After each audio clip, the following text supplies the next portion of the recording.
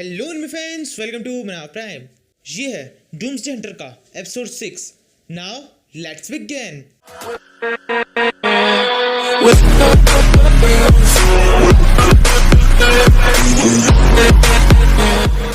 Episode की starting में हम एक शिप देखते हैं। जो शिप शेन के अपार्टमेंट के बाहर होता है। उस शिप के अंदर से फ्रीज टाइगर बाहर निकलता है और उस अपार्टमेंट को देखने लगता है। इसके बाद में फ्रीज टाइगर उस अपार्टमेंट के अंदर चला जाता है और इधर उधर शेन का रूम ढूंढने लगता है। उस जगह पे घूमते हुए फ्रीज टाइगर को शेन का रूम मिल जाता है। शेन का रूम का नंबर है 2207। जैसे फ्रीज इस रूम को देखता है, वो उस गेट के ऊपर जोर से लात मार देता है। लात पड़ते गेट टूट जाता है। फ्रीज चिल्लाए कहता है, शेन मैं आ चुका हूँ। ये कहते फ्रीज उस रूम के अंदर घुसता है, इधर उधर देखता है, उसे कहीं भी शेन दिखाई नहीं देता।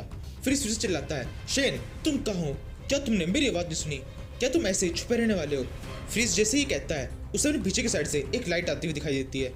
फ्रीज जल्दी से पीछे मुड़कर देखता है। ये एक एरो होता है जो पूरी तेज रफ्तार में उसकी तरफ आ रहा होता है। फ्रीज तुरंत अपने दोनों हाथों यूज करके उस एरो को पकड़ लेता है, लेकिन उस एरो का फोर्स बहुत ज्यादा होता है। फ्रीज उछल के एक दीवार टकरा जाता है और दीवार के अंदर भी दरार पड़ जाती है, लेकिन फिर फ्रीज किसी तरह से उस एरो को रोक लेता है। इसके बाद में फ्रीज सामने की तरफ देखता है। शेन गेट के पीछे छुपा हुआ था। शेन वहां सामने आता है और फ्रीज से कहता है, फ्रीज तुम बहुत ज्यादा ताकतवर हो, मुझे तुमसे यही उम्मीद थी। तुम एक मार्शल मास्टर हो, इससे कम तुमसे उम्मीद करना बिल्कुल भी सही नहीं होता। मुझे पता था तुम इस एरो को रोक दोगे, लेकिन मेरे पास में केवल ये एक एरो नहीं है, ऐसे मेरे पास बहुत सारे हैं। ये कहते हुए शेन एक और एरो फायर करता है। फ्रीज झुक के इस अटैक को डॉच करता है। शेन रुकता नहीं है। शेन कई सारे एरो उसके ऊपर फायर करता जाता है। फ्रीज की स्पीड काफी तेज होती है। फ्रीज भग भग के उन सारे टेस्ट को डॉच करता है और फिर सही मौका देखकर एक सोफे के पीछे छुप जाता है और सोचने लगता है, ये क्या हो रहा है? इस लड़की की एक्यूरेसी और आर्चरी दोनों बहुत ज्यादा शानदार है। इसके बाद में सीन शिफ्ट होता है। हम नी को देखते हैं। नी के स्क्रीन के ऊपर ये फाइट दिख रहा होता है, लेकिन बाहरी एंगल से। अपार्टमेंट के अंदर क्या हो रहा है नी को ये बिल्कुल भी दिखाई नहीं दे रहा, लेकिन नी को दिखाई दे रहा है उस अपार्टमेंट के बाहर बहुत सारे धमाके हो रहे हैं और कई सारे एरो उस अपार्टमेंट से बाहर निकल रहे हैं। ये देखकर नी का बॉडीगार्ड कहता है, काफी सारे एरो बाहर निकल रहे हैं, मुझे यकीन है ये सारे एरो को वो लड़का यूज कर रहा है। ये काफी अच्छी टेक्निक है। मार्शल मास्टर के खिलाफ वो इससे काफी देर तक टिक सकता है। जब नी सुनता है वो बहुत ज्यादा फ्रस्ट्रेट हो जाता है। वो किसी टेक्नोलॉजी यूज करके फ्रीज से बात करने लगता है और उसे कहता है, फ्रीज टाइगर ये तुम क्या कर रहे हो? जल्दी से इस फाइट को खत्म करो और शेन को मारकर वापस आ जाओ।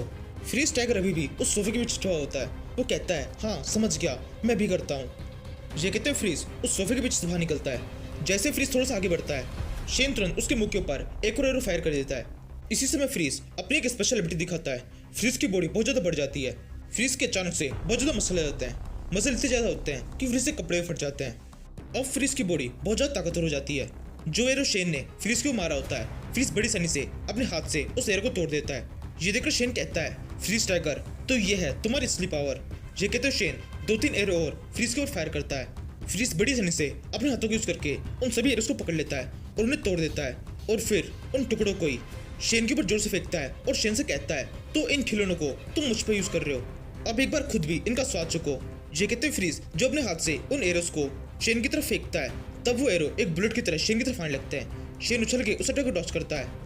उन एरो के टुकड़े शेन के काफी ज्यादा पास में गिरते हैं। उन एरोस के अंदर इतना ज्यादा फोर्स होता है कि जैसे वो जमीन पे गिरते हैं, जमीन के ऊपर दरार पड़ जाती है। उन दरार की वजह से शेन के आसपास जमीन हिलती है। शेन का बैलेंस बिगड़ जाता है और शेन जमीन पे गिरने लगता है। ये देखकर फ्रीज सोचता है, ये बिल्कुल सही मौका है।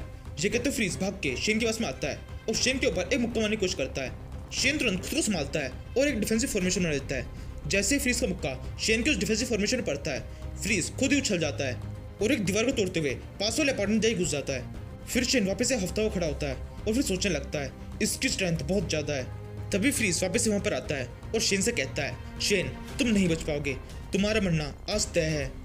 ये कहने के बाद में फ्रीज एक सोफा उठा लेता है और शेन से आगे कहता है, अपने इस बो को यूज किए बिना तुम मेरे सामने कुछ भी नहीं कर सकते। तुम्हें तब केवल मेरे टेक्स्ट को डॉच करना होगा। अगर तुम अपने इस बो को यूज ना करो तो तुम मेरे सामने एक सेकंड भी नहीं टिक सकते। ये कहते हुए फ्रीज शेन के ऊपर अपने सोफे से अटैक कर देता है। शेन बैकफ्लिप मारते हुए इस अटैक को डॉच करता है और फ्रीज से कहता है, एक बार फिर से सोच लो। ये कहने के बाद में शेन अपने बालों में लगी हुई क्लिप को बाहर निकालता है और उसी क्लिप से फ्रीज के मुंह के ऊपर एक जोर से कट लगा देता है। ये कट पड़ते ही फ्रीज की बहुत ज्यादा दर्द होने लगता है। तभी शेन फिर से घूमता है और फ्रीज के मुंह पर एक जोर से लात मार देता है। ये लात पड़ते ही फ्रीज जोर से जमीन पर गिर जाता है। फिर शेन फ्रीज से कहता है, मैं कल्टीवेशन के सेकंड लेवल पे पहुंच चुका हूँ। मेरा लेवल अब इतना ज्यादा है कि मैं मार्शल के किसी भी मास्टर को हरा सकता हूँ। ये कहने के बाद में शेन सोचने लगता है, इस वर्ल्ड के अंदर मेरी पावर बहुत ज्यादा है, क्योंकि इस वर्ल्ड के अंदर स्पिरिचुअल एनर्जी काफी ज्यादा कम है, इसलिए मैं सबसे ज्यादा ताकतवर हूँ। वहीं कल्टिवेशन वर्ल्ड के अंदर मैं कुछ भी नहीं हूँ। कल्टिवेशन वर्ल्ड के सारे मॉन्स्टर मुझसे ज़्यादा ताकतवर है, इसलिए अभी भी मुझे मेहनत तो करते ही रहना होगा। फिर शेन फ्रीज से कहता है, मैंने तुम्हारे ऊपर बहुत सारा टाइम वेस्ट कर दिया है, अब टाइम आ गया है मैं तुम्हें मार दूँ और इस फाइट को खत्म कर दूँ।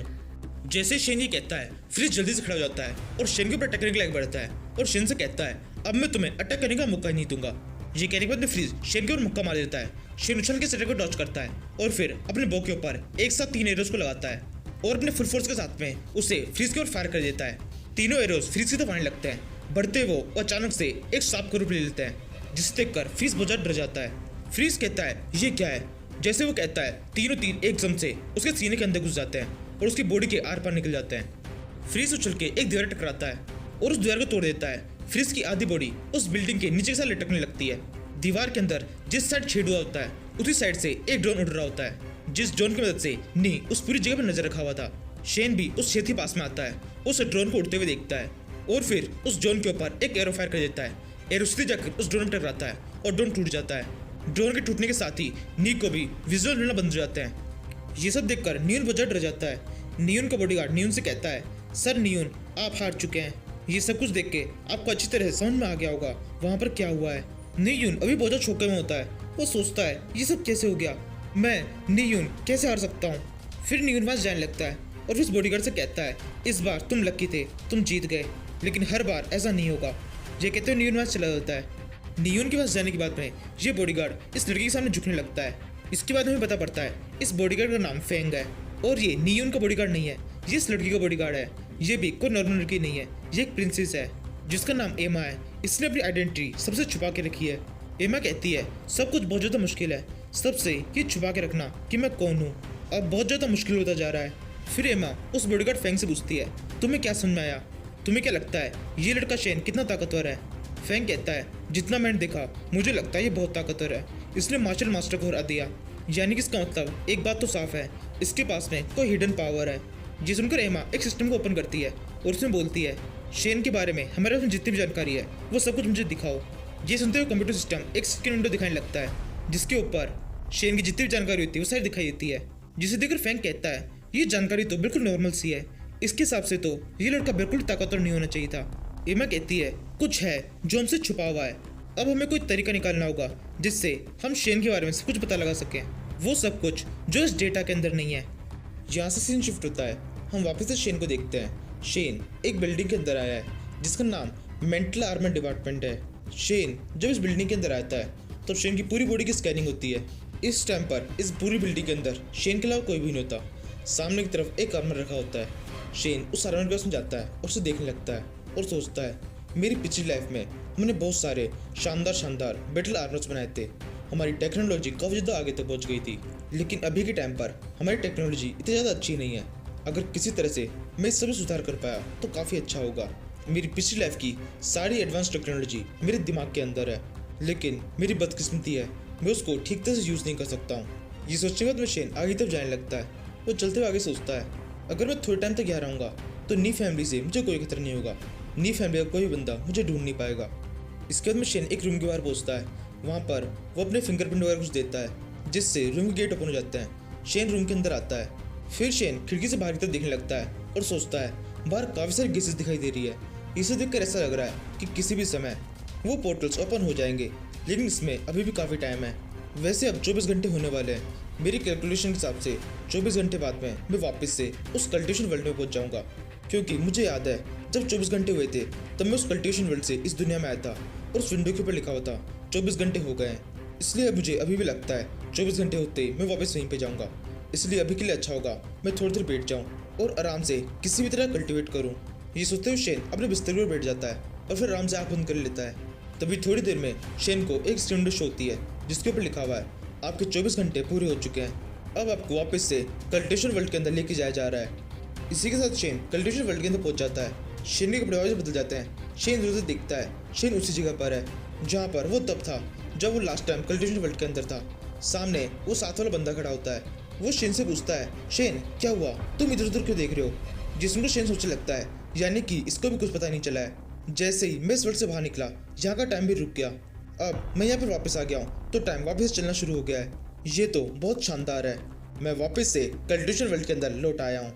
ये सोचते हुए शेन बहुत ज़्यादा खुश हो रहा होता है और यहीं पर इस सीरीज़ का ये एपिसोड खत्म होता है। Now thank you for watching.